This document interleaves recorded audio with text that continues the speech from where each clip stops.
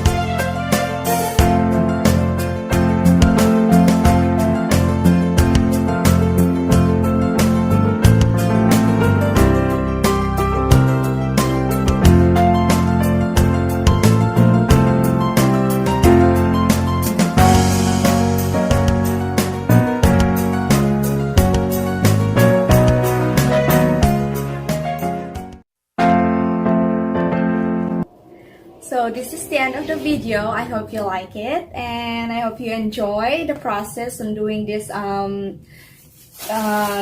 holiday decoration candy. And I hope you're gonna try it, and as much as possible do a recycle and reuse. So if you like this video, don't forget to give me a thumbs up, subscribe to my channel, and hit the notification bell for more videos. Also, don't forget to check out my joint button section. Bye bye.